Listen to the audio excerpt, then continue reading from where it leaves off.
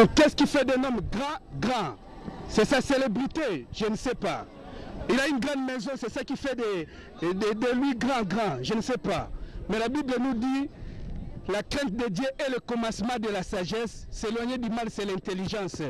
Toi qui n'as pas encore accepté Jésus-Christ dans ta vie comme Seigneur et Sauveur, voilà l'opportunité que Dieu t'offre ce soir. Jésus revient bientôt. Je donne le visa pour le ciel.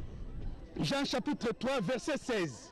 Donc, car Dieu a tant aimé le monde qu'il a donné son Fils unique afin que quiconque croit à lui ne périsse point, mais qu'il ait la vie éternelle. Suivons ensemble, c'est que nos bien-aimés Franck Moulasso Cohen et manager Kaba vont vous balancer.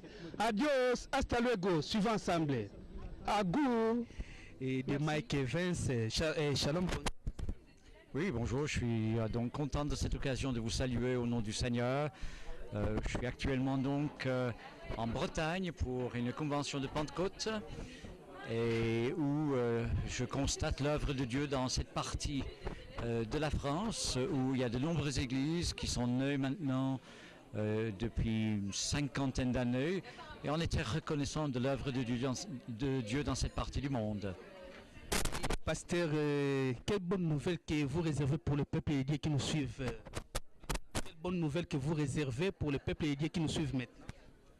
Mais je pense que la nouvelle, je reviens au message que j'ai apporté ce matin, c'est que le peuple de Dieu doit être vigilant tout en étant au bénéfice d'énormément de bénédictions de la part de Dieu et entre autres, comme nous l'avons vu, sauvé par grâce, gardé par le Saint-Esprit, cela n'enlève en rien à la vigilance et il y a d'énormes dangers qui guettent l'Église et par conséquent il faut être vigilant par rapport à ces dangers, que ce soit sur le plan du comportement, donc tout ce qui est la moralité, comment vivre sa vie de famille, sa vie de couple, dans une pureté par rapport à l'écriture et puis sur le plan erreur doctrinale, il y a beaucoup d'erreurs qui se glissent dans l'église et où les doctrines fondamentales sont en train d'être évacuées.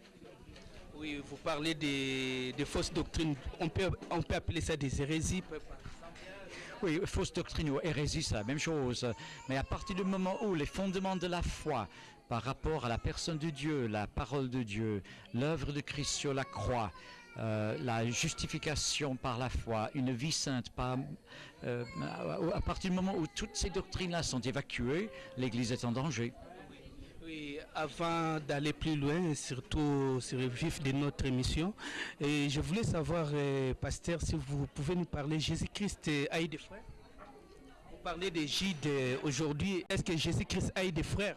Alors, dans l'Écriture, il est question plusieurs fois que Marie et les frères de Jésus viennent le visiter. Or, nous savons qu'il y avait des frères et sœurs, plus précisément des demi-frères et sœurs, puisque Marie et Joseph, ils ont eu les enfants par la suite. Parmi ces frères de Jésus, deux nous sont connus par nom. Il s'agit de Jacques et de Jude. Mais comme dit, ce sont les demi-frères, parce que Jésus, comme nous le savons, il est fils de Dieu, conçu par le Saint-Esprit, né de la Vierge Marie. Oui, pasteur, vous parlez de la persécution. Je sais que nous passons un moment dur de la persécution dans l'œuvre de Dieu. Aujourd'hui, nous voyons dans nos églises chrétiennes, il n'y a pas l'unité premièrement. Je ne sais pas si vous l'avez constaté. L'unité n'existe pas dans nos églises évangéliques. La question demande beaucoup de réponses et on ne peut pas tout donner maintenant. L'unité est un mot qui est synonyme à la vérité. Donc, quand on parle de l'unité à l'intérieur de l'Église de Jésus-Christ, il faut savoir qu'on ne peut être unis qu'autour de la même vérité. Or, il y a beaucoup d'églises qui ne croient pas à la même vérité, tout en se disant Église, tout en se réclamant du nom de Dieu et de Jésus-Christ. Or, pour que l'on soit unis, il faut que l'on partage la même vérité. Malheureusement, et là vous avez raison, il y a des églises qui partagent la même vérité et qui ne sont pas unies et qui sont parfois même en relation hostile les unes envers les autres. Le plus souvent, pour être honnête, cette absence d'unité entre véritables églises qui partagent la même doctrine, c'est une question de lutte du pouvoir. Ce sont parfois les hommes qui finalement veulent protéger leur propre pouvoir et autorité dans une situation et donc réunissent les chrétiens autour de la Shaddai est son nom, il est puissant, tout puissant est Shaddai est son nom, il est puissant. Alléluia. Chantons tous gloire à l'agneau. Alléluia. Le prince des péchés au bas Shalom. Alléluia. Élevons tous nos voix, il est vivant. Élevons nos mains, il est puissant. Tout puissant est Shaddai et son nom, il est puissant. Tout puissant est Shaddai et son nom, il est puissant. Alléluia. Chantons tous Alléluia.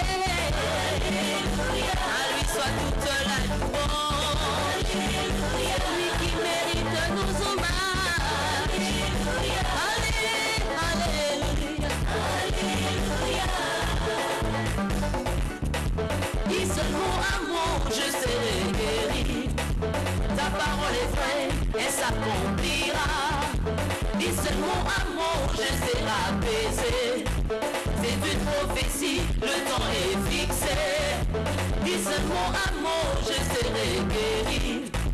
Ta parole est vraie, elle s'accomplira. Dis seulement un mot, je serai apaisé. C'est une prophétie, le temps est fixé. Alléluia. Chantons tous Alléluia. Alléluia. À lui soit toute la louange. Alléluia. Lui qui mérite nos hommages. Alléluia. Alléluia. Je vais sabaote, magasia basangie yawe. Zambe nangayo, bisoto kende wapie. Je vais girer, umbisina nyuso yawe. Zambe nangayo, bisoto kende. Les chrétiens peuvent faire la politique. Les chrétiens sont appelés à être sel et lumière dans le monde. Sel pour empêcher que le monde se pourrit aussi rapidement qu'il ne le ferait sans le sel. Lumière pour éclairer tout ce qui est sombre. Alors je pense que le fait d'être sel et lumière est le devoir de tout chrétien. Le chrétien qui est professeur au lycée, il est sel et lumière au lycée. Le chrétien qui est infirmière, elle est sel et lumière dans l'hôpital. Pourquoi pas quelques-uns sel et lumière dans le monde politique? Bien sûr, c'est un monde difficile où il y a beaucoup de corruption, mais l'exemple de l'Ancien Testament est clair. Il y avait un Daniel, il était très haut placé. Il y avait un Joseph, il était très haut placé. Et même Paul, dans sa lettre aux Philippiens, parle de ceux de l'entourage de César qui étaient chrétiens. Donc peut-on faire la politique? On doit être sel et lumière dans tous les domaines de la vie. Par exemple, un pasteur ministre de l'information. Je pense qu'il est difficile de mélanger des rôles de pasteur d'une église et être engagé politiquement. Je ne l'exclus pas parce que il faut parfois connaître les circonstances particulières. Mais en règle générale, celui qui est vraiment pasteur, il s'occupe du troupeau de Dieu, de l'église, pour la nourrir, l'édifier, corriger. Et il est très difficile de faire autre chose, quel que soit l'autre métier à côté de cela. Si je posais cette question, aujourd'hui par exemple, il y a des morts et que les pasteurs, on lui dit de parler, il n'y avait pas de morts. Je ne sais pas quelle sera sa position. Moi non plus, et je ne peux pas répondre à cette question. Merci beaucoup. Et, pasteur, vous parlez aussi de l'Afrique. Moi, je suis africain. Il y a eu des morts au Darfour, au Soudan. Au Congo, il y a plus de 5 millions de morts. Aujourd'hui, les chrétiens ne savent plus à qui se confier. Ils abandonnent la foi à cause des situations politiques.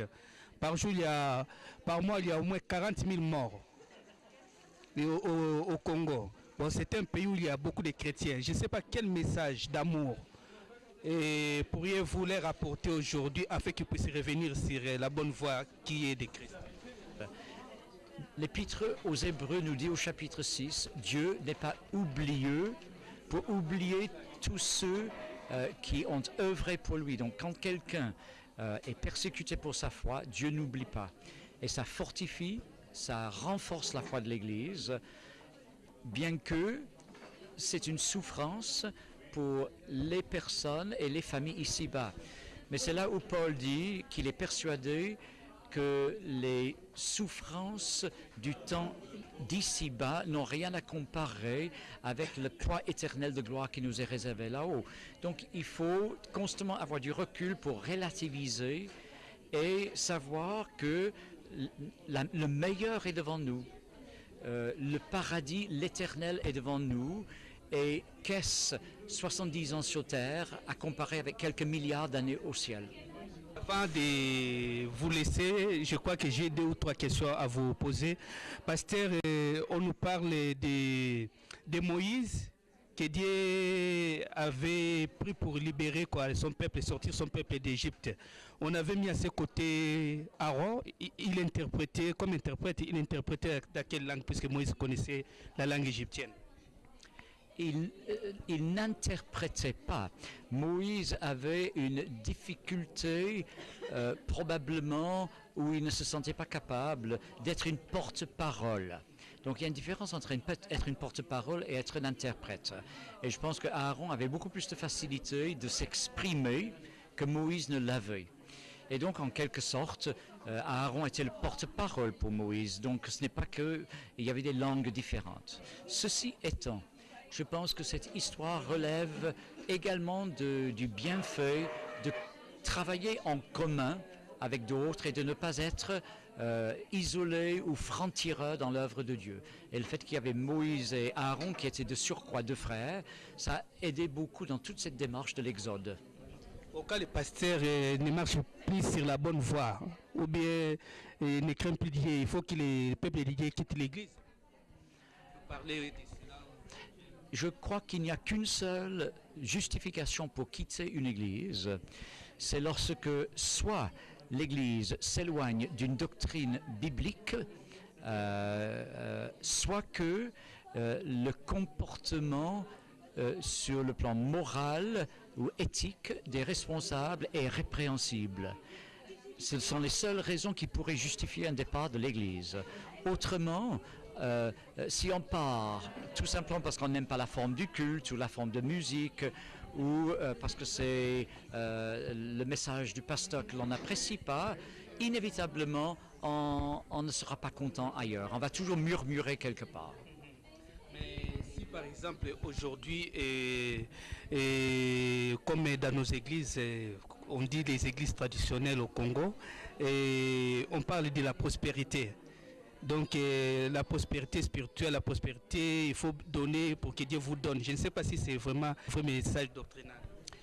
Alors, ce que l'on appelle couramment l'évangile de la prospérité est une hérésie. Ne vient pas de l'écriture. Dieu peut-il bénir matériellement? Oui, il le peut, il l'a fait. Mais l'apôtre Paul lui-même est le premier à avoir dit qu'il a appris à vivre dans l'abondance et dans la disette. Alors, est-ce que la prospérité est une preuve de la bénédiction de Dieu? Non. Est-ce que la disette est une preuve de la malédiction de Dieu? Non. Dieu veut que nous puissions apprendre ici sur terre à nous contenter de toutes les situations dans lesquelles nous nous trouvons. Et parfois, nous pouvons vivre les situations de difficulté et de disette, de persécution et de pauvreté. Est-ce que nous trouvons en lui notre satisfaction?